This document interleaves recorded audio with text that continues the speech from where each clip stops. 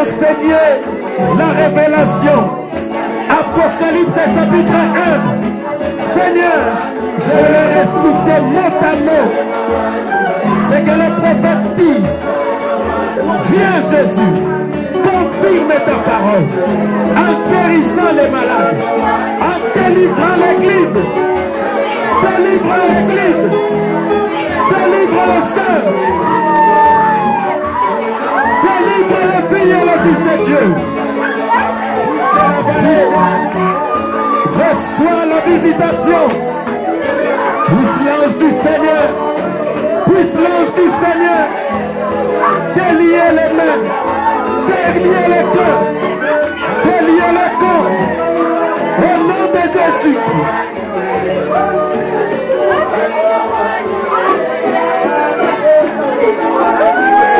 Remplis-les du Saint-Esprit, remplis-les de feu, remplis-les de feu, remplis-les de l'amour, visite-les, qu'ils voient des anges.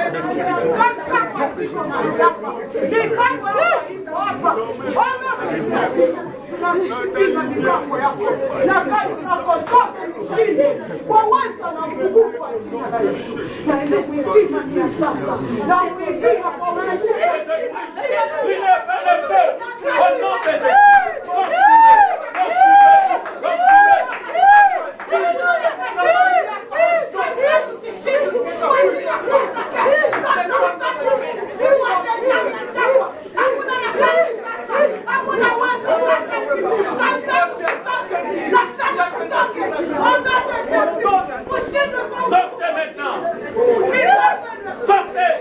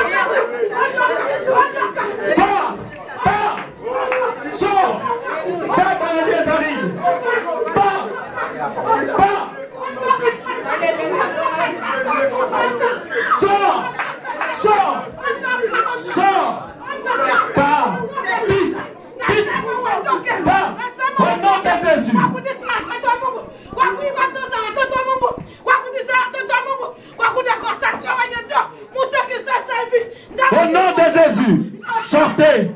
Sortez. Vous combattants dans les coins, brûlez. Brûlez toute la puissance. Brûlez toute puissance de la sorcellerie. N'anéantissez cela. Brûlez au nom de Jésus.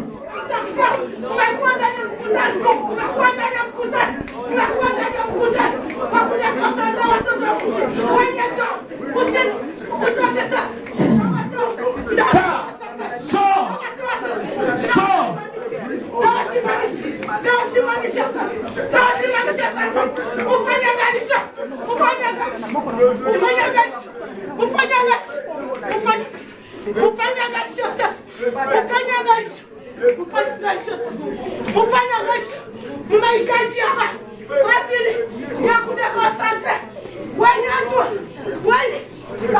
Au nom de Jésus, nous brisons. Ils veulent vous déconcentrer pour que vous n'adoriez pas votre Dieu. Le prophète William Branham dit, une église ne pourra pas prospérer à moins que les surnaturels ne se fassent voir.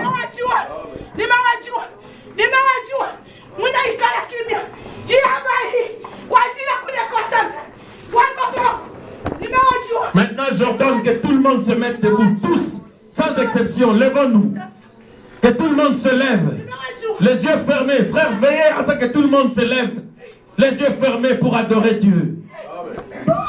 Ne restez pas assis. Ne restez pas assis. Merci Jésus.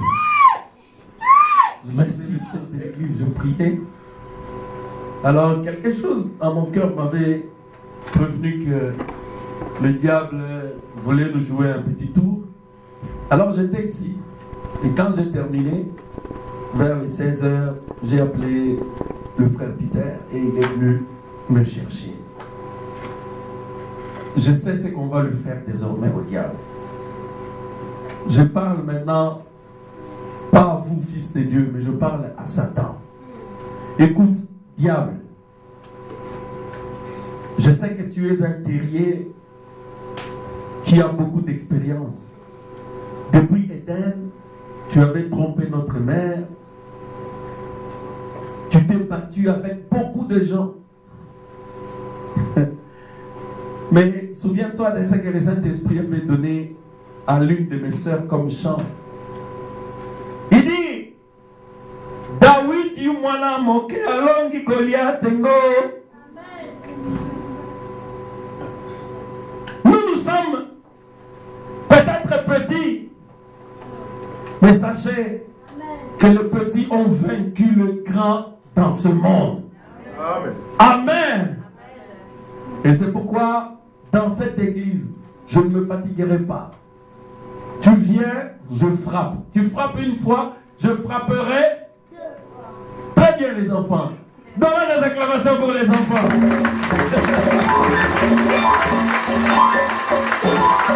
Amen. Maintenant, si le diable t'utilise, dis non, Satan ne m'utilise pas, ne m'envoie plus là-bas. Parce que désormais, quand on va frapper l'esprit, sans faire exprès, toi aussi tu vas recevoir un époux pour tout. Amen. Donc que tout le monde prie, il dit, Satan ne m'utilise pas, je ne veux pas. Je ne veux pas le problème avec le Seigneur Jésus-Christ. Amen. Vous êtes les fils de Dieu, vous êtes les filles de Dieu, ne laissez pas le diable vous utiliser. Parce que nous avons reçu l'arme qui a toujours vaincu Satan depuis Éden jusqu'à aujourd'hui. Quelle est cette arme-là? Qui connaît cette arme? Depuis Éden jusqu'à aujourd'hui, c'est quelle arme? Oui, je veux les noms précis que le prophète utilise. Ah, personne ne sait. Frère Branham dit, il y a une arme qui a toujours vaincu Satan. Depuis Éden, c'est la parole de Dieu. Amen. Bon, ceux qui disent le Saint-Esprit, Jésus, vous avez raison. Mais j'ai voulu la précision. Pourquoi la parole? Ce n'est pas la parole comme on les enseigne dans les églises du monde et dans certaines personnes que Dieu n'a pas commissionnées. Et ils pensent que la parole, ce sont les citations et les écritures. Non. Dans le 6e sceau et dans le 4e sceau, Frère Branham dit, la parole c'est l'épée, c'est l'esprit, c'est le feu. Amen. Liste de la vallée, vous comprenez ce que c'est que la parole? Amen. Oh, si vous avez compris, dites Amen. Amen. La parole, c'est le feu. La parole, c'est l'épée. C'est une épée. La parole, c'est l'esprit. C'est le Saint-Esprit. Vous comprenez? Quand votre pasteur dit la parole, pensez à cela. Les Écritures servent à vous indiquer, à vous montrer le chemin. C'est que le Seigneur veut que vous fassiez. Amen. Nous aimons aussi les Écritures. Amen. Et cette parole-là, Frère Branham dit, elle a toujours tué Satan. Elle a toujours vaincu Satan. Et c'est pourquoi, quand je parlais de la restauration de la parole, du retour de la semence parole, c'était l'épée entre les mains de l'épouse. C'était le feu entre les mains de l'épouse. Dans la bouche de l'épouse, c'était l'esprit dans le cœur de l'épouse. C'est ça la parole qui nous a été restaurée. Je pense que tout le monde a compris. Tu vois quelqu'un, oh non, la parole est restaurée. La parole est restaurée, tu ne peux même pas chasser une mouche. Non, tu n'as pas la parole. J'ai un pasteur à Paris, c'était notre ancien pasteur, frère Jacques. Lui, il disait, quand il parlait, il dit, ah, frère Branham a créé les écureuils. Il dit, frère, toi, même un petit moustique comme ça, tu n'as jamais crié. Tu parles seulement des expériences de frère Branham. Pourquoi est-ce que toi, tu n'as pas d'expérience? Amen. Avec vous à la tribulation, au royaume et à la persévérance en Jésus. J'étais dans l'île appelée Patmos, à cause de la parole de Dieu et du témoignage de Jésus. Je fus saisi par l'Esprit au jour du Seigneur et j'entendis derrière moi une voix forte, comme le son d'une trompette, qui disait, « Ce que tu vois, écris-le dans un livre et envoie-le aux 7 églises, à Éphèse, à Smyrne, à Pergame, à Thyatire, à Sardès, à Philadelphie et à Laodicée. » Je me retournai pour savoir quelle était la voix qui me parlait. Et après m'être retourné, je vis 7 chandeliers d'or. Et au milieu de 7 chandeliers, quelqu'un qui ressemblait à un fils d'homme, vêtu d'une longue robe et ayant une ceinture d'or sur la poitrine. Sa tête et ses cheveux étaient blancs comme de la laine blanche, comme de la neige. Ses yeux étaient comme une flamme de feu. Ses pieds étaient semblables à des lérins ardents, comme s'il avait été embrasé dans une fournaise, et sa voix était comme le bruit des grandes eaux. Il avait dans sa main droite 7 étoiles. De sa bouche sortait une épée aiguë à 2 tranchants, et son visage était comme le soleil lorsqu'il brille dans sa force. Quand je l'ai vu, je tombais à ses pieds comme mort. Il posa sur moi sa main droite en disant, « Ne crains point. Je suis le premier et le dernier et le vivant. J'étais mort et voici, je suis vivant au siècle des siècles. Je tiens les clés de la mort et du séjour des morts. Écris donc ce que tu as vu, ce qui est et ce qui doit arriver ensuite. Le mystère des 7 étoiles que tu as vues dans ma main droite et des 7 chandeliers d'or. Les 7 étoiles sont les anges de 7 églises et les 7 chandeliers sont les 7 églises. Amen. Oui, tu peux continuer. Chapitre 2. Oh, le chapitre 1 s'arrête là. Ah, d'accord. Ok. Lève-toi, sois éclairé, car ta lumière arrive, et la gloire de l'Éternel s'élève sur toi. Voici les ténèbres couvrent la terre et l'obscurité le peuple. Mais sur toi l'Éternel s'élève, sur toi sa gloire apparaît. Des nations marchent à ta lumière et des rois à la clarté de tes rayons. Porte tes yeux alentour et regarde. Tous, ils s'assemblent, ils viennent vers toi. Tes fils arrivent de loin et tes filles sont portées sur les bras. Nous allons prier pour la parole de Dieu. Calme Père Céleste, Le temps est arrivé dont nous recevons la vie qui vient de ta parole. Et que cette parole qui va sortir puisse guérir tes enfants. Celui qui a des questions, il peut savoir la réponse. Celui qui a un problème, il peut savoir la solution. Amen. Nous remettons ce temps entre tes mains, Seigneur. Attire l'intention de tes enfants de t'écouter. Ouvre les yeux de leur cœur pour recevoir ta parole. Amen. Nous ordonnons à tout esprit de distraction de quitter cet endroit d'aller dans l'église à vivre au nom de Jésus-Christ. Bénis encore ton serviteur qui va prêcher la parole, qui soit simplement un instrument par lequel que toi tu as choisi aujourd'hui pour nous bénir, Seigneur Jésus. Amen. Mets ta parole dans sa bouche, Père. Amen. Au nom de Jésus-Christ, nous te prions ainsi. Amen. Amen. Amen. Amen. Que Dieu bénisse le frère Jacques et le frère Christian. Je vous salue ce matin dans le nom précieux de notre Seigneur Jésus-Christ. Amen. Et nous remercions le Seigneur pour cette matinée qu'il nous accorde. Nous prenons sa parole, comme frère Jacques l'a dit, pour apporter des réponses à certaines questions que vous pouvez avoir. La parole de Dieu est inspirée de Dieu. Elle sert à corriger, à redresser et à instruire dans la justice. Amen.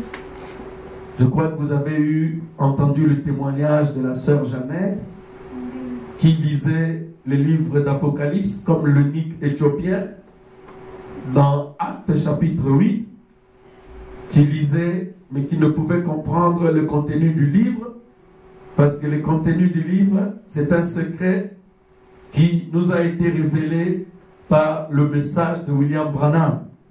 Amen. Amen. Elle est là, la sœur? Amen. Ah. On va continuer sur ton livre, ma sœur, et je sais que le Saint-Esprit nous parlera à tous. Amen. Est-ce que vous aimez le livre d'Apocalypse? Amen. Amen. Moi aussi. Amen. Bien. Nous sommes en train d'étudier le premier chapitre du livre d'Apocalypse et nous avions commencé par la vision de Patmos. Dans la prédication Apocalypse chapitre 1 au paragraphe 73, le prophète William Branham dit que le livre Apocalypse se résume en 4 ou 5 parties. Donc le premier livre 1, au verset 1er, le Seigneur Jésus-Christ parle de lui-même. Il se présente aux hommes comme étant une révélation. Alors nous avons compris que notre intelligence, notre sagesse ne pouvait nous permettre de comprendre Jésus, parce que Jésus, on doit le recevoir par la révélation. Et au chapitre 2, nous trouvons directement que l'écrivain de ce livre, c'est Jean. Bien sûr que la révélation lui a été apportée par un ange. C'est ce que la Bible montre au chapitre 3. Avant d'arriver, au verset 3, avant d'aller au 4e et 6e verset, où les bénédictions descendent, parce que la Bible dit que celui qui lit le livre de la prophétie et qui comprend et qui garde tout ce qui est écrit est béni. Je crois que nous allons être bénis ce matin parce que nous allons écouter ce que le livre de la prophétie dit et nous allons comprendre ce que dit le livre de la prophétie et nous allons agir en conséquence. Et le prophète William Branham dit, après il s'agit de Jésus-Christ qui se présente, parce qu'il dit que je suis celui qui suis, qui est, qui était et qui vient. Quand commence le verset 9, alors c'est la vision de Patmos. Parce qu'à partir du 9e verset, Jean commence à montrer, à décrire la vision que le Seigneur lui a donnée dans l'île de Patmos. Alors Jean nous dit ce qu'il avait vu. Jean avait vu, d'abord il avait entendu la voix, une voix. Bon, tout ça, nous en avons déjà parlé, donc je passe dans 5 minutes pour continuer. Nous avons vu que Jean était pris, isolé. Il était dans l'île qu'on appelle Patmos. Et là, Jean fut ravi en esprit. Et quand il fut ravi en esprit, Jean fut capable de voir la vision. C'est-à-dire Dieu lui a révélé toutes les choses que vous voyez dans le livre d'Apocalypse. Alors, Jean, quand il est rentré dans la vision, je crois que j'en avais parlé il y a 2 semaines, mais je vais encore en parler aujourd'hui. Quand Jean fut ravi en esprit au jour du Seigneur, alors Jean était en train de voir les choses qui se déroulent au jour du Seigneur. Est-ce que l'église est avec moi?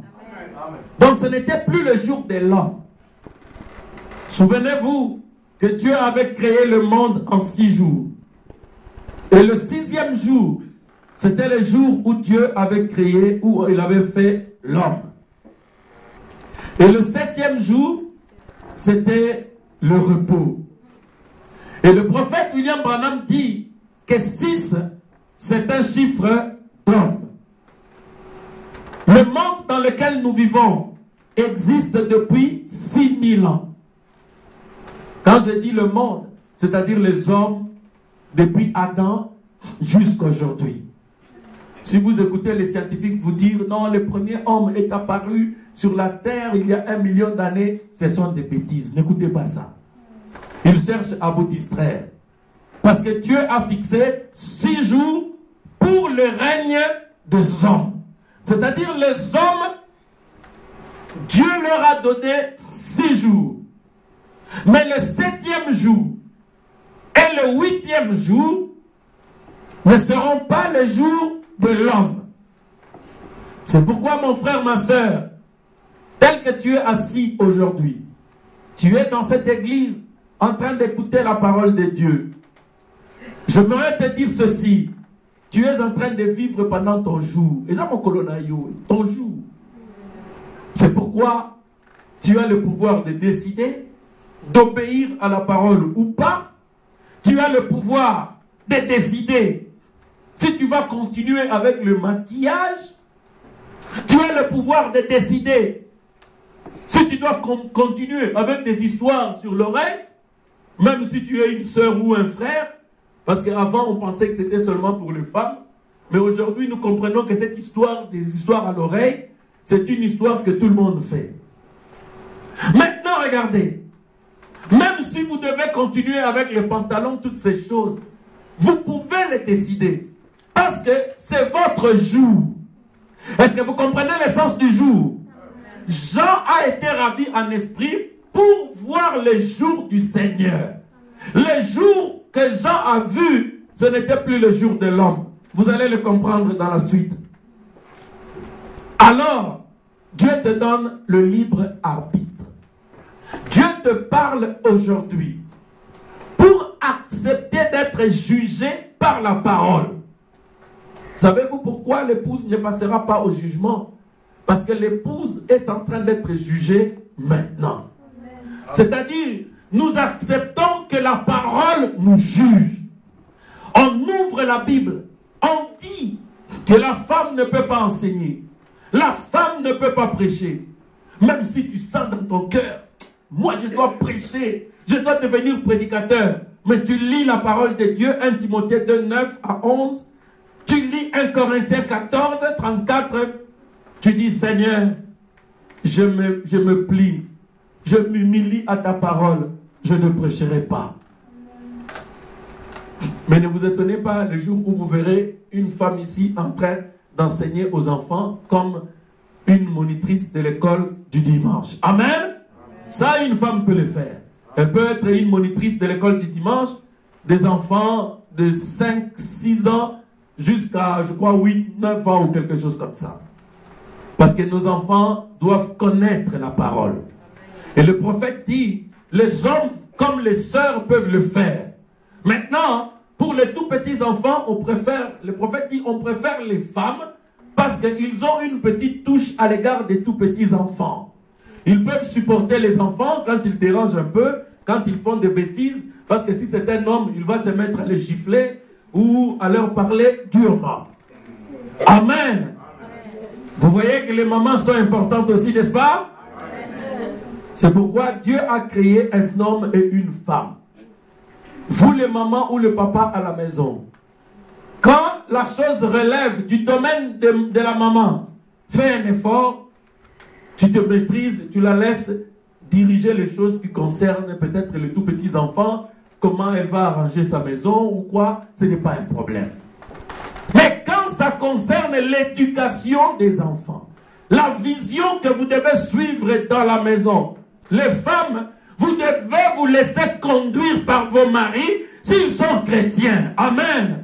Est-ce que les sœurs peuvent dire Amen? Amen. Je vais vous dire un mystère. Frère Branham dit, l'épouse vit de la parole, de chaque parole qui sort de la bouche de son époux, c'est-à-dire de Jésus-Christ. L'épouse vit de cette parole. Et l'homme, la femme, il vivra de la parole qui sort de la bouche de son mari. Même si votre mari n'a pas étudié plus que vous, Dieu donne quelque chose toujours à l'homme quand il dit des choses sur ce qui concerne la vision de la maison. Quand la femme, tu refuses, tu vas amener la maison tout droit dans le mur. Je ne parle pas des hommes qui amènent leurs femmes dans les boîtes de nuit. Quand un homme dit non, je suis le chef, tu dois être soumise. Dimanche, on va aller danser Tchakouli Bondance. La Bible dit, tu dois être soumise à ton mari selon le Seigneur. Amen. S'il s'agit de Tchakouli Bondance, tu n'es pas obligé d'obéir. Parce qu'il est en train de te donner un ordre contraire à ta parole. Est-ce que l'Église est avec moi? Amen. Nous devons marcher avec l'équilibre de la parole. Maintenant, suivez-moi très bien. Vision de la Patmos montre que Jean n'était pas pendant le jour de l'homme, c'était le jour du Seigneur. Le jour de l'homme, c'est maintenant.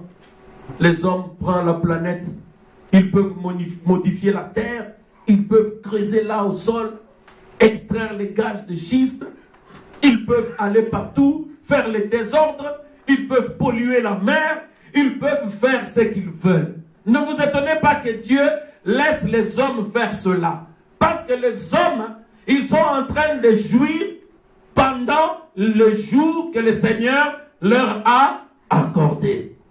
Mais il y a le jour du Seigneur qui arrive.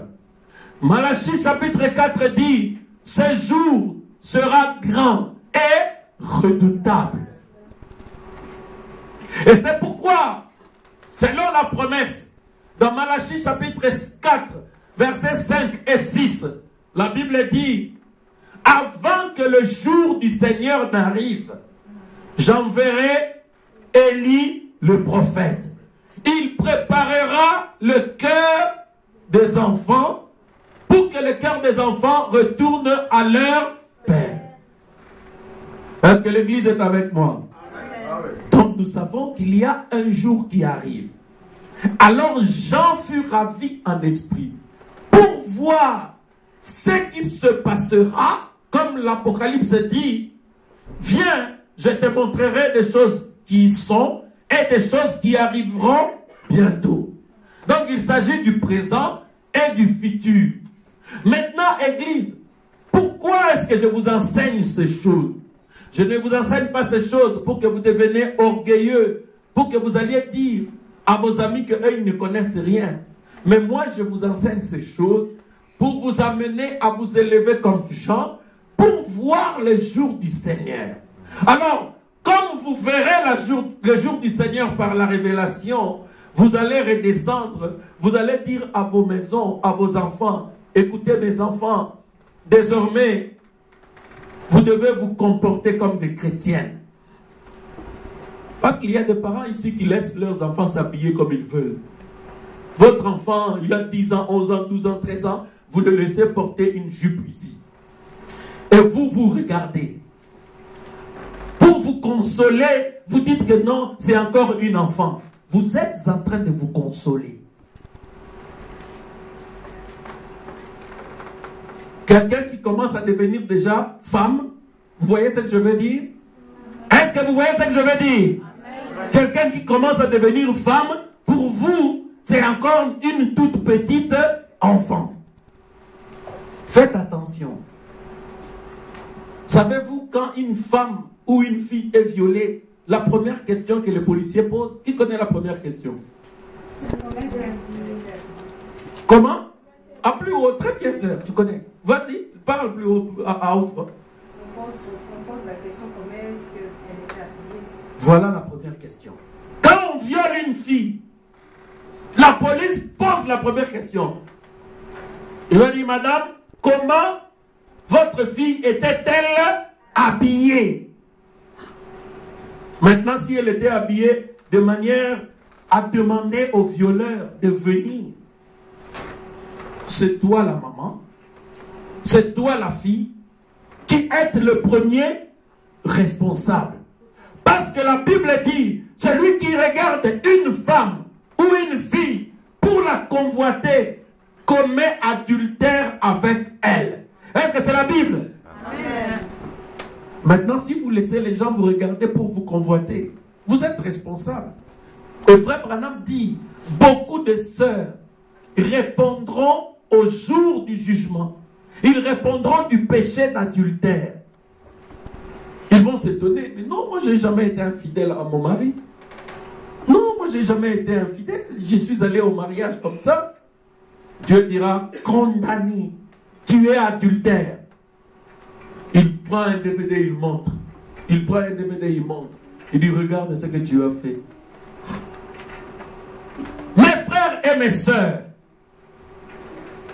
je suis tenu à vous dire ces choses pour faire échapper vos enfants, vous faire échapper vous-même au jugement qui arrive. Amen. Voilà pourquoi nous montons dans le jour du Seigneur. La face, la manière dont il se présente en son jour, tu ne vas peut-être pas le reconnaître. Tu vas dire, mais est-ce que c'est le même Seigneur qui est plein de miséricorde, qui est plein de bonté? Il dit, oui, j'étais plein de miséricorde et plein de bonté. Mais aujourd'hui, c'est mon jour. Aujourd'hui, mon frère, ma soeur, pendant le jour de l'homme, Jésus est plein de miséricorde. Jésus est plein de grâce. Jésus est plein de bonté. C'est pourquoi il te parle. C'est pourquoi il t'exhorte. C'est pourquoi il te demande à te conformer à sa parole. Pour que tu ne sois pas détruit avec les impies. C'est pourquoi Élie le prophète est venu avec un message. C'est le message de l'heure. Pour préparer le cœur de l'épouse à ce jour-là. Maintenant, on avance. Bien. On a parlé de cette étoile, de cette lampe qui était sur la main de ce fils de l'homme, de celui qui était le premier et le dernier, de celui qui est, qui était et qui vient. Alors tout le monde a compris que c'était le Seigneur Jésus-Christ. Alors il avait dans sa main cette lampe et cette étoile. Je crois que nous avons vu toutes ces choses le dimanche. Pourquoi les étoiles? Pourquoi les lampes? Pourquoi Jésus avait cette lampe, cette étoile dans sa main? Pourquoi les a-t-il envoyés aux 7 églises? Maintenant, prenons la prédication Vision de Patmos au paragraphe 166. Très rapidement. Avez-vous remarqué cela? Les étoiles, les portes-lampes, les lampes. Qu'est-ce que cela signifie? Que la dispensation dans laquelle nous vivons est un temps de ténèbres. Les lampes, les lumières et les étoiles montrent que c'est la nuit. Est-ce que l'Église est en train de suivre? Ok. Que fait une étoile? Elle reflète la lumière du soleil jusqu'à ce que le soleil revienne. Béni soit le nom du Seigneur. Et un véritable ministre de Dieu ne reflète pas quelques torches, quelques allumettes, quelques feux de paille. Il reflète les rayons dorés de Christ à l'Église. Il est le même et il est vivant et il brille sur moi. Voilà la lumière qui reflète. L'étoile reflète la lumière du soleil et de même nous reflétons la lumière du Fils de Dieu, faisant ce qu'il a fait, donnant la lumière. Quelle sorte de lumière? La lumière de l'Évangile. Alors, le prophète dit que nous comprenons tout de suite que la dispensation, c'est-à-dire le temps de grâce dans lequel toi tu te trouves, nous savons que c'est la nuit. Est-ce que vous croyez que le monde est dans les ténèbres? Amen. Ésaïe chapitre 60 l'a dit. Voici, le monde est dans les ténèbres. L'obscurité couvre le peuple. Lève-toi, sois éclairé, car ta lumière arrive. Église, le monde est plongé dans les ténèbres. Le monde, depuis qu'Adam avait commis le péché, le monde était toujours dans les ténèbres. Maintenant, vous allez dire, mais dans l'Ancien Testament, comment faisait-il pour être éclairé? Le prophète dit que dans l'Ancien Testament, ils avaient la lune. La lune, c'est le type de la loi de Moïse. Et c'est pourquoi, dans Apocalypse chapitre 12, dans la vision que Jean avait montrée, vision dont on avait parlé ici un jour, l'épouse était assise, à ses pieds, il y avait la lune. Donc la lune était au pied de l'épouse que toi tu es, que nous sommes. La lune était à ses pieds, le soleil qui est la grâce était au-dessus d'elle. Vous allez dire, mais pourquoi la lune était sous ses pieds? Frère Branham dit, la lune, c'est la loi de Moïse. Quand vous devenez chrétien, la loi de Moïse est comme une sécouna. Quand on prend la loi de Moïse, vous devez vivre au-dessus d'elle. Parce que dans la loi de Moïse, il n'y a pas les détails dont je vous parle maintenant. Dans la loi de Moïse, il est écrit, tu ne convoiteras pas. Tu ne commettras pas adultère par pardon. Mais dans le Nouveau Testament, Jésus dit, quand tu regardes pour convoiter, tu as déjà commis adultère. Frère Branham dit, la grâce est plus ample que la loi. C'est-à-dire le soleil qui représente Jésus, il est au-dessus de l'épouse. Parce que le soleil, c'est Jésus-Christ lui-même. Mais la lune est sous les pieds de l'épouse. Les enfants d'Israël, tout le temps que le soleil était encore absent, ils étaient éclairés par la lune. Je crois que tout le monde ici, tout celui qui a été à l'école, on nous a appris que la lune n'a pas sa propre lumière. La lune reflète la lumière du soleil sur la terre. Donc c'est le soleil qui frappe la lune et la lune nous reflète la lumière. Alors c'est le soleil de Jésus qui frappait la lune à l'Ancien Testament pour le conduire par la loi. La loi était l'ombre du soleil qui était Jésus-Christ. Est-ce que l'église est avec moi? Maintenant regardez, quand Jésus est arrivé dans le monde, Jésus lui-même c'est la lumière, c'est le jour, c'est le soleil. Il y avait une lampe qu'on appelait Jean-Baptiste. Parce que Jean-Baptiste, selon Jean, chapitre 5, verset 35, Jésus a dit que Jean-Baptiste, c'est la lampe qui brûle et qui brille dans les ténèbres. Les gens se sont réjouis. 1 heure à la lumière de Jean.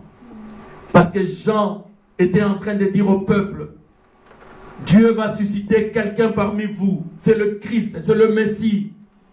Aplanissez vos cœurs, repentez-vous, préparez-vous, car le Messie est là. Dieu m'a dit, l'Esprit sera sur lui sous forme de la colombe. Alors Jean prêchait avec puissance, les gens venaient. C'était la lampe. La lampe, je vous ai dit que c'est le prophète. La lampe, c'est la parole de Dieu. La lampe, c'est la parole prophétique qui vous guide alors qu'il fait nuit. Amen. Nous avons montré cela dans 2 Pierre, chapitre 1, verset 19. Ah, très bien. Vous retenir ma verset, je suis très content comme ça. Maintenant, regardez. Quand le jour s'est levé, c'était près du Jourdain, le jour avancé. La lampe a vu le jour. La lampe, c'est qui? C'est Jean le Baptiste, n'est-ce pas? Amen. La lampe voit le jour. Donc je prends ma lampe à pétrole. Je suis quelque part, allez, à Kinshasa là-bas, quelque part là-bas. Alors je prends ma lampe à pétrole. J'arrive. Moi je ne savais pas que c'était le jour. J'ai dormi toute la nuit. Et puis je me lève vers 11 h. Tellement j'ai dormi, même mes yeux sont devenus noirs. J'allume ma lampe pour sortir, aller derrière, comme vous le savez, à Kinshasa parfois. Alors j'ai ma lampe comme ça. Oh! Et puis les gens me regardent. Oh! Et puis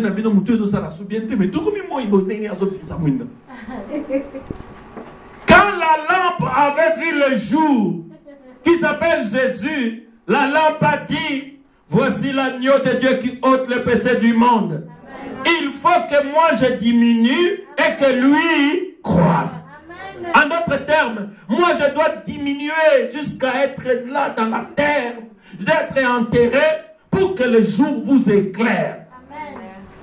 On n'a pas besoin de la lampe quand le soleil est là. Amen. Amen. On n'a pas besoin de prophète quand la lumière est là. Alléluia. Amen. Je peux vous faire confiance pour exagérer un peu. On n'a pas besoin de la lampe qui s'appelle William Branham quand la colonne de feu est là. Amen. Alléluia. Amen. Je crois que vous avez compris. C'est pourquoi Frère Branham a dit dans le 7e sceau, à la fin, il dit, ma mission, non là il a dit dans Sémence parlée, parole parlée, sémence originelle, il a dit ma mission c'était d'annoncer et de préparer la venue de la parole. Et quand il a fini de prêcher sur le 7e sceau, il dit, je pense ma mission est terminée. Je devais préparer de la place pour une personne précieuse qui doit arriver. Amen. Alors il faut que moi je diminue pour qu'elle reste avec l'église. Alors Frère Branham s'en est allé et il nous a laissé avec la grande lumière. Alléluia. Vous comprenez? La lampe s'humilie toujours devant la lumière. Amen. C'est pourquoi si vous êtes prédicateur, vous ne devez pas entretenir une confusion entre la lampe et le soleil. La lampe adore le soleil. Nous aussi nous adorons le soleil. Amen. Et pasteur Franck oui, tu as bien entendu. Nous adorons le soleil. Le soleil de la justice. Le Seigneur Jésus-Christ. Est-ce que vous l'adorez? Est-ce que vous l'adorez? Il aime l'adoration. Maintenant, regardez. Le jour est arrivé, la lampe a disparu. C'était cela, mes frères et sœurs. Maintenant, le jour a prêché, il a accompli des signes, il a accompli des miracles, comme vous le savez. Maintenant, les gens sont devenus jaloux du jour, ils l'ont mis à mort. Le jour a été enterré. Le 3e jour, le jour est ressuscité. Mais il a fait une promesse. Maintenant, suivez-moi bien, ne me ratez pas. Jésus a dit, parce que vous m'avez mis à mort, je suis parti. Mais vous, le monde, les églises du monde, vous ne me verrez pas. Alléluia. Vous ne me verrez pas. Même les chrétiens, ceux qui auront reçu le Saint-Esprit, et ils me verront. Amen. Car je serai en eux et avec eux. Amen. Alors le monde entier est dans les ténèbres. Parce que le monde ne peut pas voir Jésus. Jésus c'est le jour. Alors maintenant tu peux dire à Vieux Gabi de sortir avec sa lampe, même si c'est le jour à 11 h. il a un peu raison. Parce que le monde est dans les ténèbres. Personne ne peut voir. Maintenant, regardez. Pendant que Jésus nous a été retirés, nous sommes maintenant au premier âge de l'Église. Les disciples commencent, l'Église naît, c'est-à-dire à la Pentecôte. L'Église avait commencé à la Pentecôte. L'Église avait commencé par le Saint-Esprit. Comme la sœur Martine m'avait posé la question. Je lui ai dit, l'Église commence par le réveil. Hein? Parce qu'il y a des gens qui enseignent, ils disent non, réveil. Et il y a qu'après, donc vous devez vous voir, vous priez, priez Galabino. Après 3 ans ou 4 ans, le réveil arrive. Non, le réveil commence dès le début de l'Église. C'est-à-dire dès que quelqu'un est envoyé. Pour commencer quelque chose, l'œuvre commence par le réveil. Le réveil c'est quoi? C'est Dieu se révélant. Dieu guérissant les malades. Dieu parlant à son peuple. Dieu se faisant réel devant l'épouse. Frère Branham dit le réveil c'est le déversement continuel du Saint-Esprit dans l'Église. Amen. C'est pourquoi pour nous ici, la visitation du Seigneur, c'est une fête pour nous. D'à peu près tous les jours. Nous aimons qu'il soit là. Parce que nous sommes en fête avec notre époux. Nous aimons qu'il nous parle. C'est pourquoi nous vivons nous menons une vie sainte. Les frères et les sœurs, nous devons mener une vie sainte. Parce que nous venons devant sa présence. Parce que sinon, comme je vous le dis, vous serez ridicule ici un jour. Vous allez dire, oh non, il fallait pasteur à Bengangaï. Pourquoi on a prophétie dans le sabbat? Non, c'est moi le prophète. Moi, je ne suis pas le prophète. Le prophète, c'est Jésus-Christ. S'il veut donner un message, ce n'est pas moi. Alors, toi, si tu veux, règle ta vie à la parole. Le pasteur aussi veille sur sa vie. Toi aussi, veille sur la tienne. Est-ce que vous êtes avec moi? Maintenant, on avance. Jésus nous a été retiré. Le monde a été encore plongé dans les ténèbres. Mais le réveil, la colonne de feu, c'était pour l'Église. Ils étaient dans la chambre haute. Des langues de feu se posèrent sur eux. Ils étaient ivres. Eux, ils étaient ivres, mais le monde ne le comprenait pas. Ils accomplissaient des signes et des miracles, mais le monde cherchait à les mettre à mort. Parce que le monde est dans les ténèbres. Les églises sont dans les ténèbres. Mais si vous êtes éclairés par cette lumière, les églises du monde ne vous comprendront pas. Maintenant, on avance. Pendant ce ténèbre, le prophète dit, quand Jésus était sur la terre, on lui a posé la question des choses de son retour et de la fin du monde. Quel sera le jour? Jésus dit, personne ne le connaît.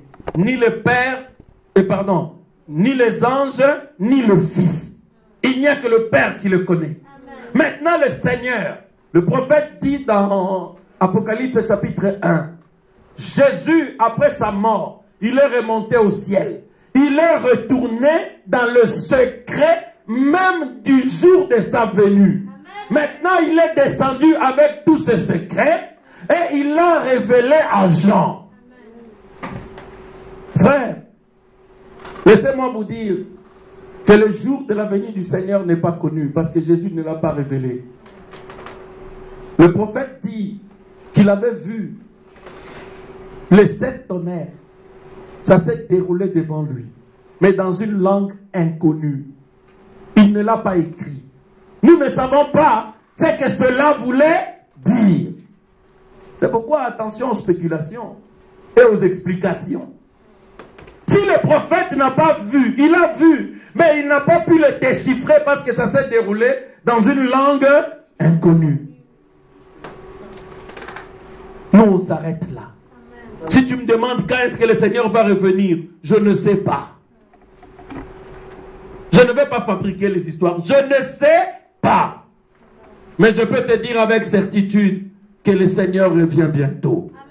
Amen. Amen. Amen. Écoute mon frère, ma soeur. On avance. Parce que c'était la nuit. Frère Branham dit au 166 de la prédication, paragraphe 166 de la prédication Vision de Patmos, que les étoiles, les lampes montrent bien que nous sommes dans la nuit. C'est-à-dire, Église, nous sommes dans la nuit aujourd'hui. Alors dans la nuit, vous avez besoin d'une lampe. Vous avez besoin des étoiles pour vous éclairer. Nous avons vu que ce sont les étoiles qui avaient renseigné les mages. Une étoile les avait conduits vers Jésus. Et une étoile, c'est un prophète. C'est un messager. Nous avons vu aussi qu'une lampe, c'est le prophète. Une lampe, c'est la lumière de la parole pour te guider, toi. C'est comme ça que le psaume 119, 105 dit, ta parole est une lampe à mes pieds et une lumière sur mon sentier. Pourquoi c'est une lampe? Parce qu'on avance pas à pas. Un chrétien, il veut faire un pas. Il dit, pasteur, que dit la parole sur la chose que je désire faire? Le pasteur dit, voilà ce que la Bible dit. Voilà ce que le messager dit. Tu mets ton pas. Tu avances selon la lampe. Amen. Qu'est-ce que la parole dit pour cette chose-là? Le pasteur dit, tu mets ton pied à gauche. Tu avances. Le prophète dit, tu mets ton pied. Tu avances. La Bible dit, tu mets ton pied. C'est pourquoi ta parole n'éclaire que tes pas. Voilà pourquoi vous avez bien fait de prêter attention à la parole prophétique. Parce qu'elle va vous guider dans votre marche de tous les jours. Amen. Petit à petit, tu avances. Parole sur parole, tu t'approches de l'objectif. Est-ce que l'Église a compris cela? Amen. Maintenant, regardez. Quand nous avons pris cette lampe, qui est le prophète, et cette lampe, il y en avait 7. Donc, un chandelier avec 7 bras. Et il y a 7 lampes. 519 ans avant notre ère, le prophète Zacharie avait vu la même vision. C'est-à-dire un chandelier avec 7 lampes. Et Frère Branham dit il y avait à gauche 2 oliviers. C'est-à-dire un olivier à gauche, un olivier à droite. Qu'est-ce que c'était? Le prophète dit c'était la même vision que Jean-Baptiste avait vue. Ce sont les 7 âges de l'Église et c'est l'Ancien et le Nouveau Testament. Ce sont les 2 oliviers. Maintenant, regardez. Les âges de l'Église, pour vous qui ne le savez pas, vous m'excuserez, je dois parler avec vraiment un langage rudimentaire parce que tout le monde ne connaît pas encore le message très très bien. Les 7 âges de l'Église, les âges, ce sont les périodes, mon frère, ma soeur. Je crois que je vais prendre un tableau. On va mettre, donc Dieu subdivise. Depuis le commencement de l'Église à la Pentecôte jusqu'à aujourd'hui, le Seigneur les subside en 7 périodes. Est-ce que l'Église est avec moi? Amen. Faites comme s'il y avait un tableau là. Donc 7 périodes. Alors la première période, il y a des dates, je vous le donnerai parce que je ne les ai pas en tête maintenant. Donc, de l'an où l'Église avait commencé, par le ministère de Paul, parce que ça c'était le premier âge de l'Église. Alors ça s'est arrêté, et puis Irénée, je crois, a commencé. Et puis, il y a l'âge de Pergame, de Thyatire, de Sardes, de Philadelphie, jusqu'à Laodicée. Donc, nous sommes au dernier âge. Nous allons étudier chaque âge et leurs caractéristiques. Maintenant, qu'est-ce que Jésus faisait? Les disciples partent parce qu'ils ont été tous assassinés. Quand un disciple meurt, ils partent assassinés au premier âge. Maintenant, comme Jésus n'est pas là, les gens doivent être éclairés par une lampe, par une étoile. Il prend une étoile, une lampe, il lâche. Et la première lampe, c'était Paul. Paul était le messager du premier âge de l'Église. Et c'est pourquoi vous allez voir que les disciples, en général les apôtres de Jésus, ils étaient en train de raconter la vie, les miracles, tout ce que Jésus a fait dans la Bible, quand il était sur la terre.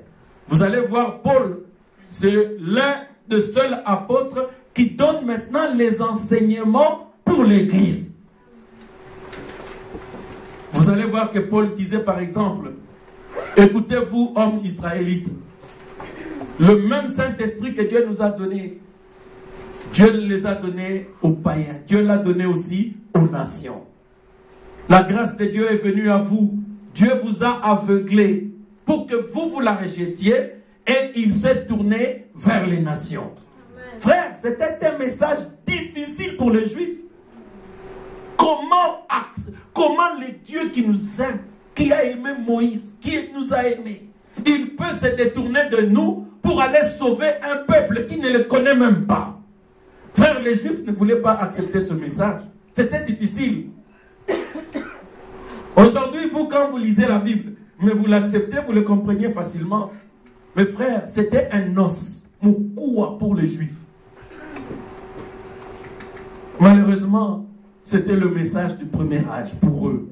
Que tu l'acceptes ou pas, c'était la vérité. Parce que Dieu avait donné le Saint-Esprit aux païens.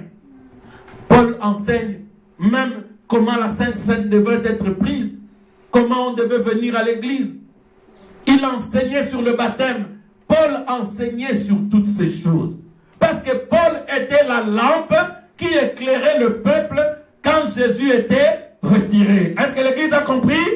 Amen. Maintenant, ça ce sont des exemples. On continue. Regardez l'église. Deuxième âge, il fait la même chose. Martin, Colomban, ainsi de suite, c'était des lampes. Jusqu'au 7e âge, Dieu a lâché l'étoile qu'on appelle William Branham. C'est-à-dire avec un message pour préparer l'épouse à l'enlèvement. Bien, nous allons voir toutes ces choses dans les détails. J'aimerais que vous compreniez. Parce que la Bible parle des 7 églises d'Asie. Parce que si vous ne le compreniez pas comme ça, vous allez penser que ce sont les églises, par exemple, un messager vient pour Lys de la Vallée, un autre messager vient pour Malachie 4, un autre pour une autre église, un autre. Ce n'était pas comme ça. Dieu s'était simplement servi des noms de ces églises pour montrer les églises qui se succéderaient dans le temps. Est-ce que l'église a compris? Amen. Si vous avez compris, dites Amen. Amen. Ok. Je peux avancer maintenant. Parce que vous avez compris. Là, nous avons maintenant parlé des lampes. J'ai essayé de vous parler un peu de prophètes, etc. Mais parlons maintenant de la personne elle-même qui portait ces lampes. Parce que ça pouvait paraître bizarre à maman Jeannette, comme à vous, comme à nous tous, pour voir que c'est Jésus, comment il se présente. Sur sa tête, il y avait de la chevelure blanche, comme une perruque blanche.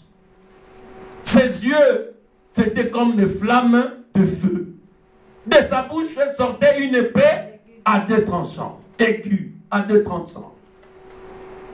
Autour de sa poitrine, il y avait une ceinture. Dans ses mains, il y a des étoiles. Ses pieds étaient ardents comme de braises ardentes, comme de l'airain. Ah, mais il me semble que c'est le même Jésus, mais avec un aspect bizarre. Église. Maintenant, le prophète dit ceci. Quand Jean s'est retourné pour le voir, par les choses qu'il a dit, souvenez-vous, quand Jean l'a vu, Jean est tombé comme mort. C'est ce que la Bible dit. Alors il a touché Jean. Et qu'est-ce qu'il a dit? Ne crains pas. Je suis celui qui était mort et je suis maintenant vivant. Là, je n'ai même pas besoin de donner des explications. Tous nous savons que c'est Jésus. Amen. Mais avec un aspect que Jean ne lui connaissait pas. Et cela a fait même que Jean tombe évanoui. Vous allez maintenant comprendre, Église, pourquoi. Oh, même moi, je sens l'onction sur moi. Je ne sais pas, c'est peut-être pour cet aspect-là. Mais j'aimerais que l'Église comprenne quelque chose maintenant. Prenons toujours Vision de Patmos au paragraphe 169. Paragraphe 169, Vision de Patmos, oui. Croyez-vous qu'il est juge? Lisons rapidement Jean 5, 22. Nous verrons s'il est juge ou non. Le Père ne juge personne, mais il a remis tout jugement au Fils. Est-ce que vous avez entendu? Frère Branham demande, croyez-vous que Jésus est juge? Amen. C'est pourquoi il a pris Jean chapitre 5 verset 22. Jésus a dit, le Père ne juge personne, mais il laisse le jugement entre les mains du Fils. Ok, on y va. Vas-y. Oui, ça c'est ton Père. Il est juge, le juge suprême, et il est décrit par Jean comme n'étant pas dans les jours de sa prophétie en tant que prophète, ni dans les jours de sa royauté, mais dans les jours du Seigneur en tant que juge. Combien savent que lorsque le sacrificateur portait sa ceinture, son cordon autour de la taille, cela signifiait qu'il était dans les services. Quiconque lit l'Ancien Testament et le connaît, c'est cela. Quand un sacrificateur porte sa ceinture ici sur la taille, il est dans le service et il est serviteur.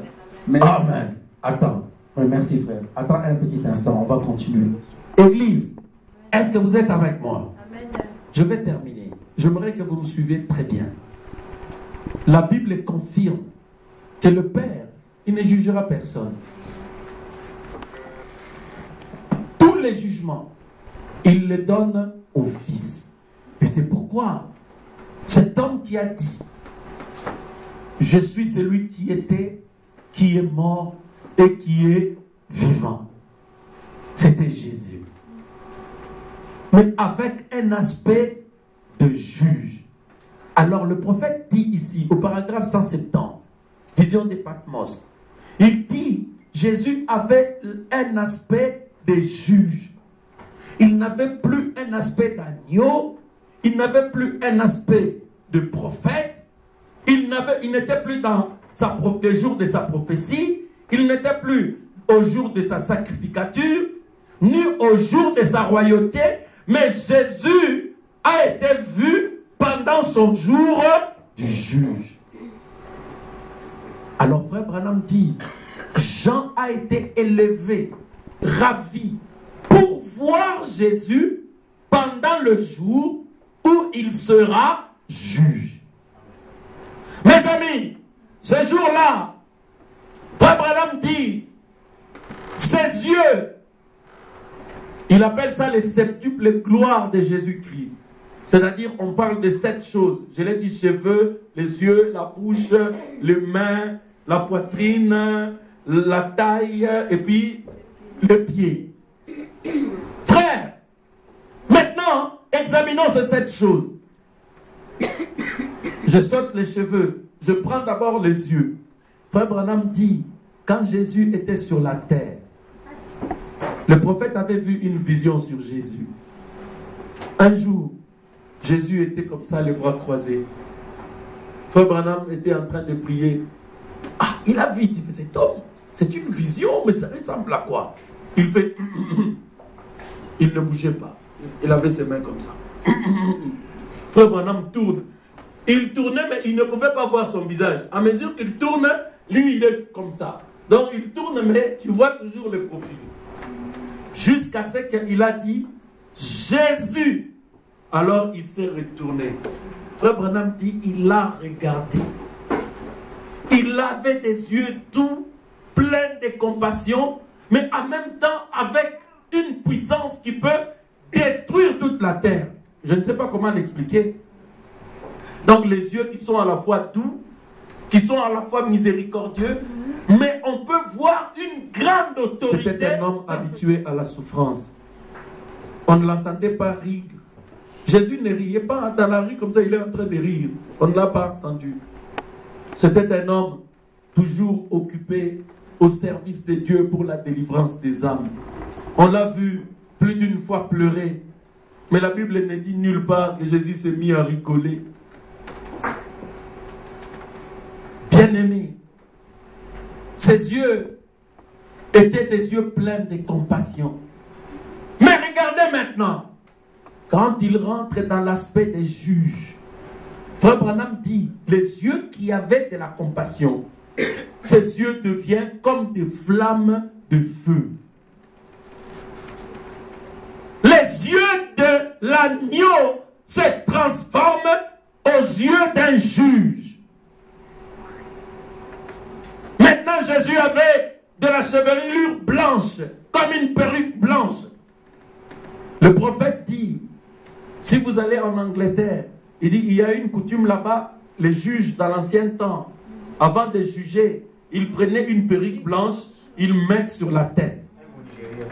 Même au Nigeria, hein? Voilà. Alors, là, peut-être pour montrer la sagesse que c'est lui qui connaît le plus. Quand il dit une chose, c'est la vérité. Jésus était juge avec de la chevelure blanche. Église, vous comprenez ce que cela veut dire? Amen. Alors, suivez maintenant. Dans ses mains, il avait 7 lampes. Ça, on a déjà vu. Il n'y a plus des histoires de clous. Oh, on a percé mes mains. Oh, là, c'était maintenant 7 lampes. Maintenant, c'est le juge. Alors Jésus avait une ceinture, non pas autour de la taille. Vous les jeunes, même vous les sœurs, la ceinture, on la met à la taille. On ne met pas la ceinture ici au séant. Oh, les jeunes, la ceinture ici. Il achète, elle taille 36, mais elle va chercher une jupe 38. Comme ça, ça descend jusque là. Et puis elle met une ceinture et ne la ferme pas. Honte à toi! La ceinture, on la met à la taille. Et le prophète dit, savez-vous qu'à l'Ancien Testament, quand on était sacrificateur, c'est-à-dire prédicateur dans les temples, on devait avoir une ceinture à la taille. Quand Dieu m'a appelé, dans un message prophétique que j'ai, il a pris une ceinture. On m'a mis une ceinture à la taille. Et Dieu a dit, ceinture, voilà la tienne à l'oketonai. J'ai été voir dans le message, j'ai dit, mais c'est quoi une ceinture? Ça sert à quoi? Frère Branham dit, la ceinture, c'est aussi le dépôt. C'est une marque de sacrificature. Suivez l'église. En ce moment-là, Jésus n'était plus sacrificateur. Un sacrificateur, c'est un prédicateur, si vous voulez. Quelqu'un qui prêche. Jésus n'était plus prédicateur. Parce que si Jésus est prédicateur, c'est aujourd'hui, c'est maintenant qu'il est prédicateur. Amen. Je vais vous le montrer. On prêche pourquoi? Pour que vos cœurs changent. Pour que mon cœur change. Pour que ma vie change. Pour que je change mon habillement. Pour que je change ma façon de prier, d'adorer. Pour que je change ma vie. Amen. Mais là, Jésus n'a plus besoin que tu changes. Parce que Jésus est en train de te juger. C'est terminé. Frère, le prophète dit, il n'avait pas sa ceinture autour de la taille, mais il l'avait autour de la poitrine. Pour montrer que la sacrificature était finie, j'étais devenu un juge. Le frère Branham dit, ses pieds étaient comme de l'ardent, comme airain. Airain. C'est quoi les reins? Si vous prenez votre Bible dans Nombre, vous allez voir que le serpent était cloué. On l'appelle le serpent des reins parce qu'il était cloué sur une croix qui était fabriquée en airain. Et si vous entrez dans le temple, le premier autel, c'est l'autel des reins. C'est là où on prenait l'agneau pour le sacrifier, pour le jugement. Les reins, c'est le type du jugement. Est-ce que l'Église comprend maintenant pourquoi dans Apocalypse, Jésus ne rigolait plus? Dans sa bouche, quand il ouvre la bouche, il y a une épée qui sortait. Il n'y avait plus de pleurs, plus de larmes. C'était un regard qui a fait peur à Jean. Parce que c'était comme des flammes de feu. Maintenant, Église, considérez ceci.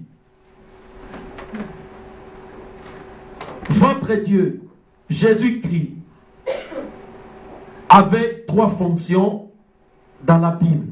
Il aura 3 fonctions dans la Bible. Alors que je termine, vous voulez que je vous la donne rapidement? Amen. Retenez bien, n'oubliez pas ça. Jésus devait d'abord venir comme un prophète. Parce que la Bible dit dans Deutéronome 18, 15, je n'ai pas le temps de le lire, votre Dieu suscitera parmi vous, là c'est Moïse qui parle, Deutéronome 18, 15, votre Dieu suscitera parmi vous un prophète comme moi. Tout le monde doit l'écouter. Celui qui ne l'écoutera pas sera retranché au milieu du peuple. C'est ce que la Bible dit. Donc, Dieu avait promis qu'il enverrait un prophète parmi son peuple. Vous devez l'écouter. Celui qui ne l'écoute pas, il sera retranché. Maintenant, quelqu'un pouvait être tenté pour penser que mes prophètes à moi, c'est qui? Attends, peut-être que vous avez Moïse. Moïse dit non, ça ne doit pas être Moïse, parce que Moïse dit il suscitera un autre prophète. Oh non, ah oui, je vois, ça doit être Ézéchiel ou Ésaïe. Oh, on va examiner ça. Matthieu chapitre 17, verset 5. Est-ce que l'église est avec moi? Amen. Ils étaient sur la montagne de transfiguration. Il y avait là Jean, Jacques, Pierre et Jésus. Ils sont allés sur la montagne. Jésus était allé prier, il a pris ses disciples. Là, il eut une vision. Et dans la vision, il y a eu 2 prophètes qui sont apparus à côté de Jésus. Il y a eu Moïse et il y a eu Élie. Vous connaissez la vision de la transfiguration, non? Ok, toute l'église connaît. Alors là, Pierre, devant le surnaturel, Pierre commençait à trembler. Il dit, Seigneur, nous allons faire 3 tentes, 3 dénominations. Les catholiques, les protestants, et toi, comme Dieu t'utilise dans les miracles, toi seras pentecôtiste.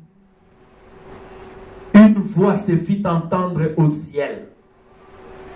Alors que Pierre voulait adorer Moïse et Élie, une voix se fit entendre pour dire, la voix parlait de Jésus. Une nuée l'enveloppa. Il dit, celui-ci est mon fils bien-aimé. Maintenant observez, parce que c'était un prophète, parce qu'il devait accomplir ce que Moïse avait dit. Celui-ci est mon fils bien-aimé, écoutez-le. Alors vous comprenez que c'est de lui que Moïse avait dit, un prophète sera suscité du milieu de vous, vous l'écouterez. Donc Jésus était un prophète. Si on veut être plus précis, Jésus était le prophète. Maintenant regardez. Oh pasteur, pourquoi tu dis ça? Jean chapitre 4. La femme samaritaine. Il parlait avec Jésus. Femme, je vois que tu vas tout le temps à l'église pour chercher de l'eau. Est-ce que tu peux me donner de l'eau? Oui. Tout ça qui séminaire, on nous a enseigné comment devenir riche. Alors, est-ce que je peux avoir cette eau-là? Ah! Toi, tu vois que tu es branamiste. Je ne peux pas. Je ne parle. D'ailleurs, Pasteur Mabiso avait dit que vous êtes boito à rabat. Oh, femme! Si tu connaissais le don de Dieu, si tu connaissais le message que je porte, le message que je suis, si tu me demandes l'eau du Saint-Esprit, je t'en donnerai et cette eau coulera de ton sein. Amen. Ah! La femme a dit, mais toi tu as une eau si tu me donnes ça, cette eau va commencer à couler. Oui. Toi qui es assis ici ce matin, laissez-moi parler comme mon Père Jésus. J'ai une eau ici. Si tu confesses ta vie, si tu mets ta vie en ordre, et que je prends ma main, je pose sur toi et je prie, l'eau du Saint-Esprit viendra en toi. Amen. Et cette eau coulera pour que tu bénisses aussi les autres. Alléluia. Est-ce que vous le croyez? Amen. Maintenant, regardez. La femme dit, donne-moi alors. Ah. Donne-moi cette parole. Donne-moi cet évangile. Oui, pasteur, donne-moi l'ancien évangile. Donne-moi. Jésus dit, ok. Tu veux que je te donne cet évangile? Tu veux que je te donne le message de l'heure? Oh, dites amen. Vous voulez que je vous donne le message de l'heure? Vous voulez cela? Amen. Alors écoutez, femme. Tu as eu trop de maris. Même celui que tu as n'est pas le tien. Tu as trop de pantalons alors que tu es une sœur. Même les pantalons que tu as eu là, ce n'est pas des pantalons. Donne ça à tes frères en Afrique. Toi, tu as des bijoux comme ça, même un garçon, tu fais quoi? Va donner ça là-bas pour qu'on te rende l'argent. Vous voyez que même dans la Bible, avant qu'on te donne l'eau de la parole, l'eau du Saint-Esprit, tu dois d'abord mettre ta vie en ordre. Hein? Il ne s'agit pas de l'argent. Oh non, il y a un bon comme ça, tu comptes en 3 jours. Bon, voilà, 300. 300, tu comptes à 2 jours à sec. Fa quoi? Mes amis, c'est que Jésus a toujours demandé, prends ces maris-là, ces pantalons-là, ces choses-là. Ce n'est pas à toi. Toi, ce qu'il te faut, c'est l'habillement de la parole, du message de l'heure. Dites amen, mes frères et sœurs. Amen. La femme a dit, mais oui, c'est vrai. Tu as raison. Ce que tu dis là, c'est la parole. Ça me condamne. Oui, j'ai tort. La femme n'a pas quitté l'église parce que Jésus lui a dit la vérité. C'est pourquoi vous ne quittez pas ici, vous revenez. Parce que vous aimez Jésus. Vous aimez la vérité. Jésus est la vérité. Jésus est la parole. Alléluia. Maintenant, Jésus a dit, si vous m'aimez, gardez mes commandements. Maintenant, regardez mes frères et sœurs. Quand Jésus lui a dit ça, la femme baisse les cruches. Il dit, Seigneur, je vois que tu es prophète. Vous savez que les Juifs étaient enseignés. Parce que les Juifs savaient que leur Messie sera un prophète. C'est pourquoi les musulmans, quand ils disent que oh, Issa est un prophète, bon, et ils le prennent comme un prophète. C'est ça la différence. Issa, Jésus c'est un prophète, oui, pas un prophète. Jésus c'est le prophète. Parce que si tu fais la mathématique, tu mets Jésus égale Jérémie, plus Ésaïe, plus Ézéchiel, plus David, plus Abraham, plus Joseph, plus Paul, plus Colomban, multiplié par William Branham, égale Jésus. Alléluia. Tous ces prophètes étaient en lui. Donc lui c'est le prophète. Amen. Maintenant frère Branham dit, Jésus n'était pas pendant le jour de sa prophétie. Parce que pour nous, vous allez voir même au temps de la fin, pendant les autres âges, Jésus était le Saint-Esprit. Mais il a promis dans Luc 17:30, quand le Fils de l'homme viendra, trouvera-t-il la foi sur la terre? Quand le Fils de l'homme sera révélé. De la même manière qu'il fit avec le Juif, au temps de la fin, Jésus se révélera encore à l'Église comme étant le Fils de l'homme qui signifie prophète. En tant que prophète, Jésus sera là pour discerner les pensées des cœurs. En tant que prophète, Jésus sera là pour connaître les secrets de nos vies. Alléluia. Maintenant, regardez mes frères et sœurs. Ça, c'était le jour de sa prophète, sa première fonction. Deuxième fonction, Jésus est sacrificateur. Est-ce que Jésus, quand il était sur la terre, il est entré dans les temples et il prêchait? Amen. Il prêchait. Est-ce que Jésus guérissait les malades? Oui. Jésus chassait les démons? Oui. Donc Jésus est prédicateur. Un jour, on avait dépêché 2 huissiers pour aller l'arrêter. Le huissier est parti. Il est tout carré. Tout le monde sait qu'il va dire. Il était venu, peut-être pour critiquer, pour voir ces branhamistes sous le pont. Il est resté dans la réunion. Il est sorti. Il dit, toi, le huissier, où est Jésus? Vous l'avez arrêté? Oh, Caïf Tika. Jamais on n'a entendu homme parler comme cet homme-là. On n'a jamais entendu un prédicateur prêcher comme lui. Le plus puissant de tous les prédicateurs. Il s'appelle Jésus. Alléluia. Maintenant, regardez mes frères. Jésus est prédicateur.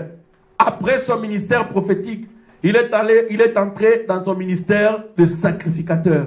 Vous allez dire, mais non, mais pasteur, bon, maintenant il n'est pas là, comment il prêche? Ok, très bonne question. Ephésiens chapitre 4, verset 11. La Bible dit, étant monté au ciel, il a pris captif la captivité, Jésus. Et il a fait des dons aux hommes. Jésus a fait des dons à qui? Aux hommes. Il a donné à certains d'être comme pasteur, comme apôtre, comme évangéliste, comme prophète. Alléluia. Frère Branham prend le message parce qu'il était dans le secret du livre d'Apocalypse 5. Il dit, quand vous lisez ces versets, observez bien. Jésus dit, il a donné à être comme pasteur. Il a donné à Franck d'être comme pasteur. Comme seulement pasteur. Franck est comme un pasteur. Mais il n'est pas un pasteur. Il est comme un pasteur. Parce que le véritable pasteur de l'Île de la Vallée, c'est Jésus. Est-ce que l'Église comprend cela? Branham est comme un prophète. Mais le véritable prophète, c'est Jésus lui-même. Alléluia. Et les frères qui sont là, certains sont des pasteurs ou apôtres ou évangélistes, mais le véritable évangéliste, c'est Jésus lui-même. Le véritable apôtre, c'est lui-même. Est-ce que c'est la vérité? Oh pasteur, oui, mais tu dis bien que oui, comme lui-même. Il dit, mais comment? Parce qu'un vrai prédicateur, il prêche. Frère Branham dit, quand il est oint par le Saint-Esprit, il prêche la parole. Alors les anges l'accompagnent pour appuyer ce qu'il dit. Maintenant, il prêche comment? Il prêche par le Saint-Esprit qui est en lui. C'est le Saint-Esprit qui est le véritable prédicateur. Amen. Et le Saint-Esprit qui prêche en moi, c'est Jésus-Christ lui-même. Il est le premier et le dernier.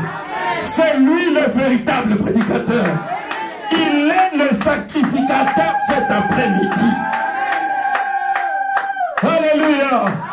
Vous avez compris comment Jésus continue à prêcher? Parce que comme je vous prêche, je vous dis la vérité. Ceux qui ont le Saint-Esprit savent. Quand une sœur se lève ici, Jésus tout, il fait tout lui-même. Même quand une sœur se lève, tu vas voir l'onction vient sur toi. Les lèvres commencent à faire ça. Les lèvres commencent à bouger elles-mêmes comme ça. Tu commences à parler. Ou bien les paroles sortent avec une pression. Tu ne contrôles pas. C'est Jésus, le don des prophéties qui s'exprime. Tout ça, c'est Jésus-Christ qui le fait par des instruments qu'on appelle les hommes. Donc Jésus est le sacrificateur. Alors frère Branham dit, il n'est pas dans les jours des prophètes, il n'est pas non plus dans les jours de sacrificateurs. Parce que les jours des sacrificateurs, c'est maintenant. Il prêche pour que tu changes. Il prêche pour que tu reçoives le Saint-Esprit. Maintenant, la troisième fonction. Donc, on a vu Jésus prophète, Jésus sacrificateur ou prédicateur. Ensuite, il va rester Jésus roi. Amen. Alléluia. Est-ce que Jésus est le fils de David? Amen. Jésus est le fils de David. Amen. La Bible dit, après l'enlèvement, nous passerons 3 ans et demi de fête au ciel avec lui. Ensuite, Jésus va descendre sur la terre en compagnie de son épouse pour les règnes du millénium. Donc nous passerons 1000 ans sur la terre avec lui, Jésus étant le roi. En ce moment-là, ça ne sera pas encore le jugement dernier. Alors c'est pourquoi Frère Branham dit, ça ne sera ni pendant le jour de sa prophétie, ni pendant le jour de sa sacrificature, ni pendant le jour de sa royauté. Mais ce jour-là que Jean a vu, ça sera le jour du jugement dernier. Amen. C'est clair, maman Jeannette, maintenant? C'est clair, mes soeurs? Amen. Oh, général n'est pas là? Oh, c'est clair, général? Amen. Amen. Oui. Maintenant, regardez, c'est clair. Parce que Jésus est roi. Il sera roi. Il va régner. Quand il régnera, ça sera avec nous. Dans les milléniums.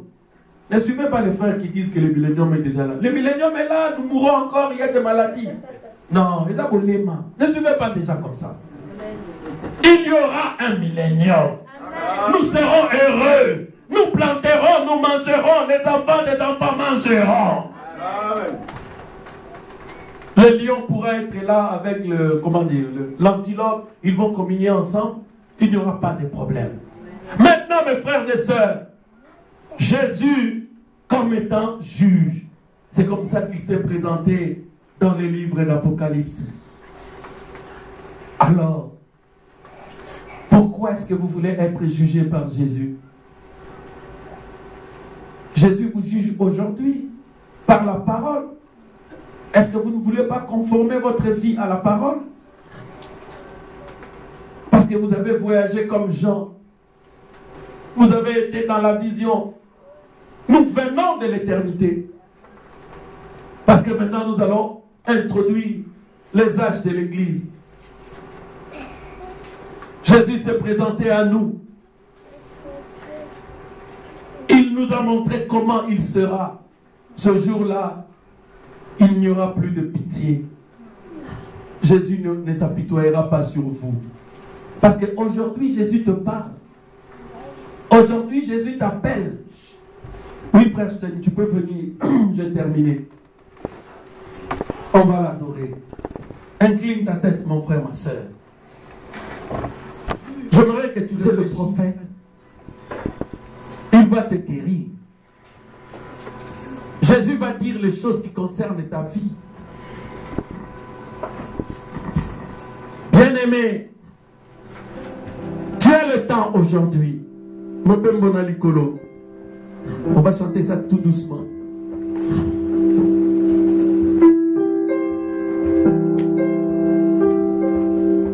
Bien-aimés frères et sœurs, aujourd'hui, j'aimerais que tu ne t'habitues pas avec Dieu. Jésus te parle aujourd'hui parce qu'il a compassion de toi. Jésus te parle aujourd'hui parce qu'il veut que ta vie change. Le pasteur ne te demande pas d'être hypocrite. C'est-à-dire, ici à l'église, tu as une apparence, et chez toi, dans les rues, dans la maison, tu es autre personne. C'est que Jésus te demande d'être la même personne. C'est-à-dire, de vivre la parole de Dieu partout.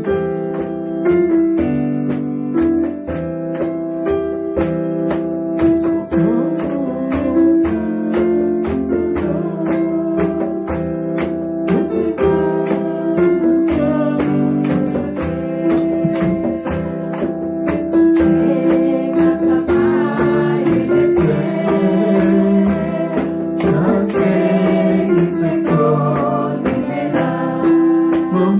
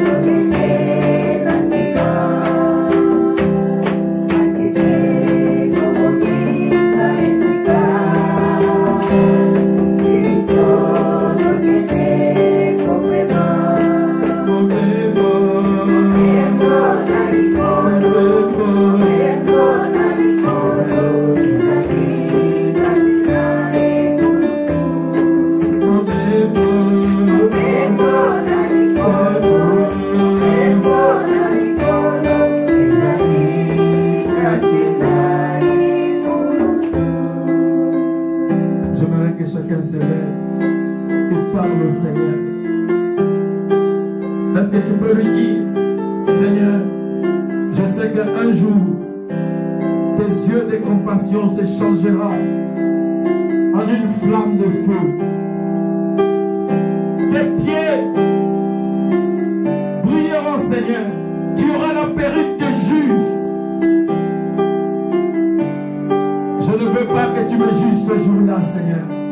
J'accepte que la parole me juge aujourd'hui. Je vais changer ma vie, Seigneur. Aide-moi, change ma vie. Lève-toi, ma soeur, prie le Seigneur maintenant. Tu as un peu de temps pour prier.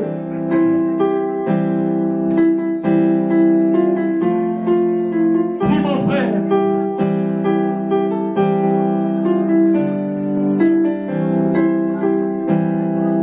Oh, prie le Seigneur. Mais pourquoi tu ne pries pas? À la maison, tu ne pries pas. À l'église, tu ne pries pas. Mais toi, tu pries où? Mon frère, ma soeur, Jésus te donne l'occasion de prier.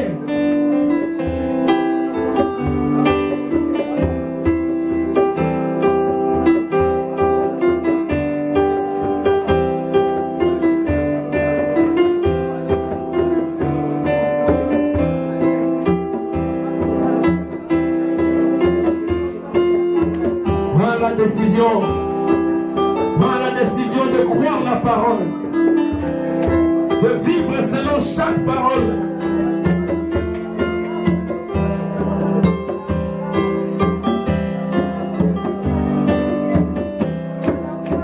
Décide, mon frère, ma soeur.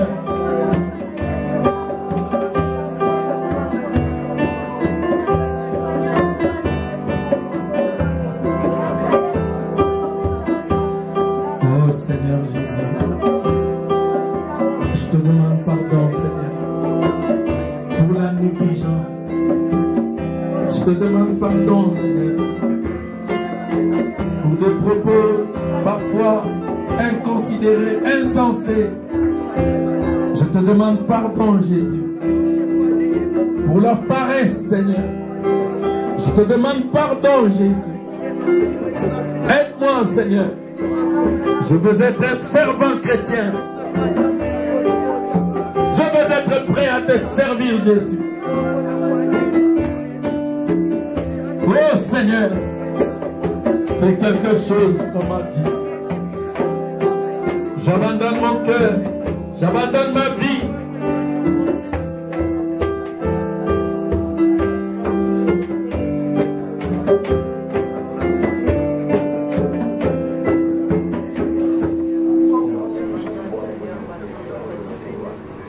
Dieu Tout-Puissant, tu es Dieu, Seigneur. Tu nous as vus, Seigneur, aujourd'hui. Jean l'a vu, Seigneur. Et je crois que ce jour arrivait. Ce jour arrivera, Seigneur. Le jour où tu appelleras toutes choses en jugement. J'accepte, Seigneur, d'être jugé aujourd'hui. Ma soeur et mon frère acceptent que la parole les juge. Nous acceptons de mourir dans notre mondanité, Seigneur. Nous voulons devenir des chrétiens et des chrétiennes. Aide chacun de nous, Père. Satan demande des distractions. Toi qui fais croire au peuple de Dieu qu'il y a encore le temps, qu'ils peuvent s'amuser, qu'ils peuvent passer tout leur temps dans l'argent et dans les choses de ce monde. Quitte-les au nom de Jésus-Christ et va dans les lieux arides.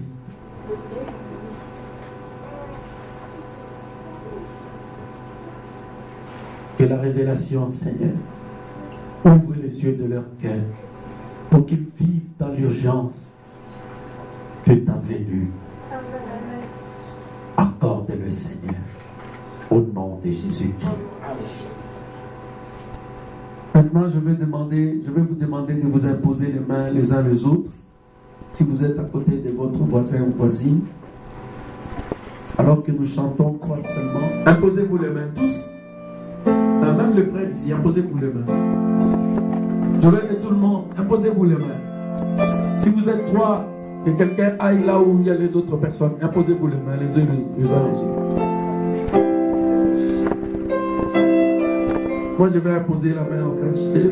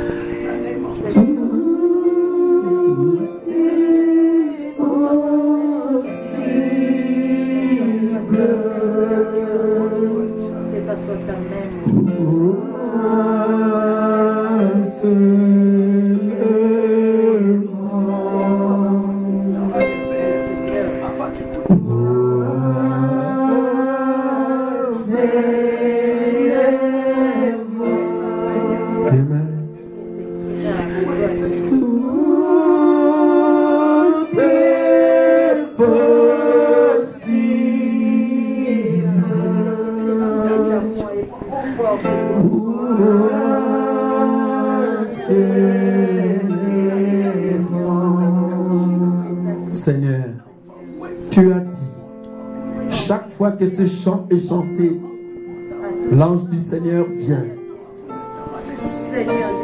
pour accomplir le dessein de Jésus. C'est pourquoi, Père, je prie maintenant que ton ange vienne au nom de Jésus. Merci Seigneur Jésus. Que toute puissance te libère. Tout esprit de maladie, tout problème qui dérange tes fils et tes filles, que ta grande main, que ta puissante main soit sur chaque soeur, sur chaque frère, au nom de Jésus. Que ta puissance traverse les soeurs, les frères, au nom de Jésus. Que cette puissance emporte les maladies, emporte l'incrédulité, emporte les problèmes. Mon Seigneur, que ta puissance emporte toute malédiction, Seigneur Jésus-Christ. Que la puissance de Dieu traverse toute la salle, de part en part. Que les malades soient guéris. Que les malades soient guéris. Que l'incrédulité quitte l'église, quitte les frères, quitte les sœurs. Que le feu du Saint-Esprit, que le feu du Saint-Esprit, que le feu du Saint-Esprit amène la foi, amène la foi, confirme ta parole, confirme ta parole, confirme ta parole, en guérissant les malades. Accomplis un miracle. Accomplis un miracle. Donne les ailes. Utilise les frères. Utilise les sœurs. Utilise tes enfants. Satan, Satan, je t'attire au nom de Jésus-Christ. Je t'ordonne. Je t'ordonne. Je t'ordonne. Je t'ordonne. Lâche les enfants de Dieu. Lâche les fils de Dieu. Lâche les fils de Dieu. Lâche les filles de Dieu. Lâche les filles de Dieu. Lâche les filles de Dieu. Faites dans les lieux arides.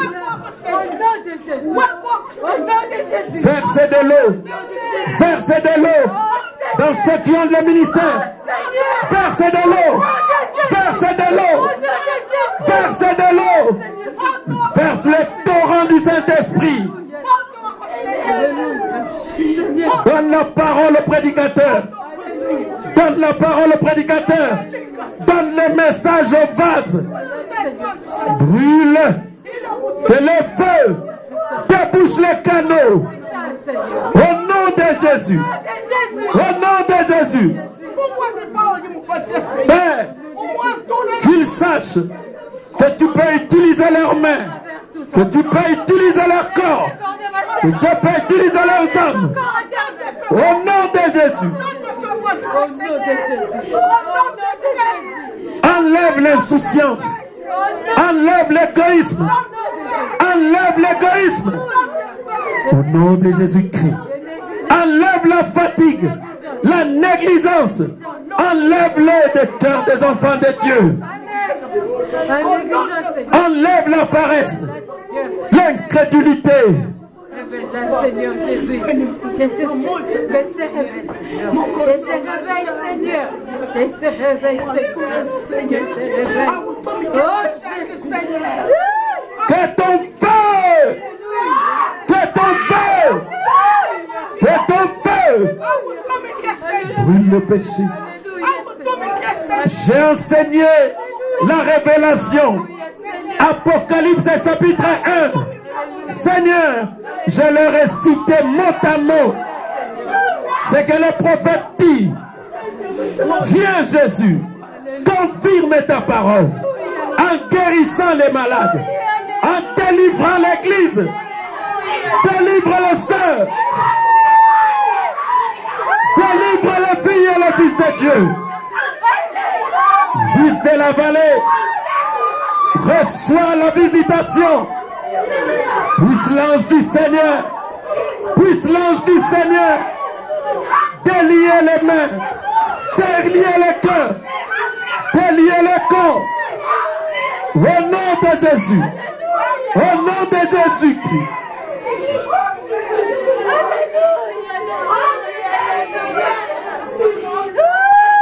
Remplis-les du Saint-Esprit, remplis-les de feu, remplis-les de feu.